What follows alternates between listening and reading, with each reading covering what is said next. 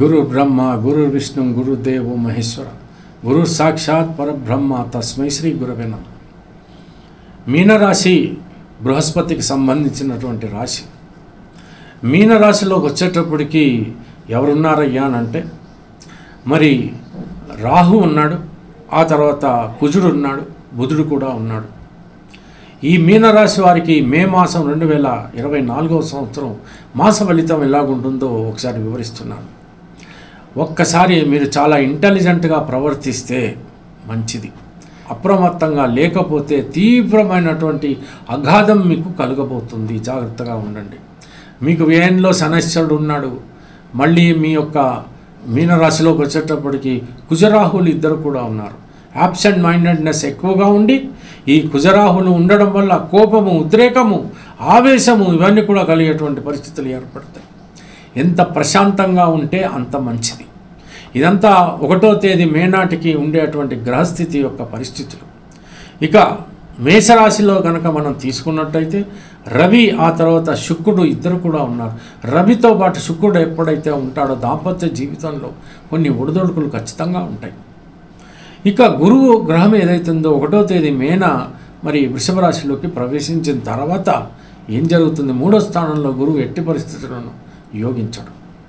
పైగా గురువునకు ఈ వృషభము అనేటువంటిది శత్రుక్షేత్రం. ఎంచేతనంటే ఈ యొక్క వృషభం అనేటువంటిది శుక్రునికి సంబంధించింది.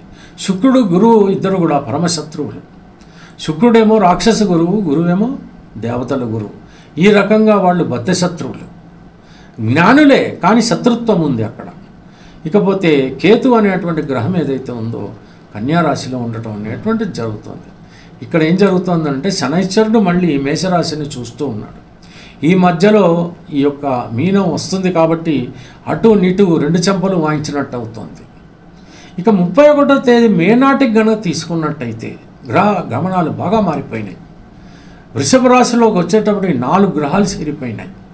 ఏ గ్రహాలంటే రవిగ్రహము, ఆ తర్వాత మరి బుధగ్రహము, శుక్రగ్రహము, గురుగ్రహము, ఈ 4 గ్రహాలు కూడా వృషభ రాశిలో ఉండిపోయాయి. ఇక కుజుడు మాత్రం మేషరాశిలో మిగిలిపోయాడు. రాహు చూస్తే మీనరాశిలో ఉండిపోయాడు. శనైశ్వరుడు కుంభరాశిలో ఉండనే ఉన్నాడు. కన్యారాశిలో మరి ఇక్కడ చూసుకున్నట్టయితే కేతు ఉన్నాడు. ఈ రకంగా ఉన్నటువంటి పక్షంలో ఇప్పుడు జరిగేది ఏంటి? రాహు ఎప్పుడైతే మీనరాశిలో ఉంటాడో గురువుని రాహు రిప్రజెంట్ చేసినప్పటికీ కూడా రాహువే కాబట్టి ఏదో అనవసరమైనటువంటి ఆలోచనలు, ఏదో అనవసరమైనటువంటి అంటే మీకు శక్తి లేకపోయినా అందలా లెక్కాలనేటువంటి ఒక ఆవేశము ఇవన్నీ కూడా కలిగేటువంటి పరిస్థితి. ముందు చూస్తే నొయ్యి, వెనక చూస్తే గొయ్యి అన్నట్టుగా ఉంటుంది. మీకు ముందేమో అక్కడ బాగోలేదు, వెనకేమో శనైశ్వరుడు ఉండనే ఉన్నాడు. అక్కడి నుంచి మరి అనేక రకాలుగా మిమ్మల్ని ఇబ్బంది పెడితే మీ రాహు మాత్రమే ఏం చేయగలడు చెప్పండి. సప్తమంలో కేతుడు మీకు ఎంత మంచి చెప్పినా, భర్తకు భార్య కానీ భార్యకు భర్త కానీ ఎంత మంచి చెప్పినా, ఎంత సపోర్ట్ ఇచ్చినా అర్థం చేసుకోలేనటువంటి పరిస్థితి మీనరాశి వాళ్ళకి ఉండి తీరుతుంది. ఇక ఏదైనా సమస్యలు వచ్చినప్పుడు అవి పూర్తిగా ఏదో రకంగా ఆలోచించి ఒక నిర్ణయం తీసుకుందామా అని అంటే అవకాశం కూడా లేదు. ఉన్న ఉద్యోగాలు ఊడిపోయేటువంటి ప్రమాదం కూడా కనపడుతుంది. మళ్ళీ కొత్త ఉద్యోగం ఏదైనా వెంటనే దొరుకుతుందా అని అంటే చెప్పలేము. అనేక రకాలైనటువంటి సమస్యలతో కింద పైన కొట్టుకుంటూ ఉండేటువంటి పరిస్థితి.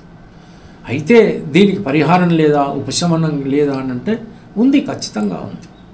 ఏమిటా ఉపశమనం అంటే దైవారాధన, అదే ఉపశమనం. మీనరాశి వాళ్ళు తూచా తప్పకుండా దత్తాత్రేయ స్వామికి అష్టోత్తరం చదవటమో వినటమో దయచేసి ప్రతిరోజు చేయండి. మే నెల మాసం అంతా కూడా చేయండి. మంచిది. చెడు జరగదు. మంచి జరగకపోతే జరగకపోని, చెడు జరగకపోతే చాలు. ఆ రకంగా మీరు ఆలోచించాలి.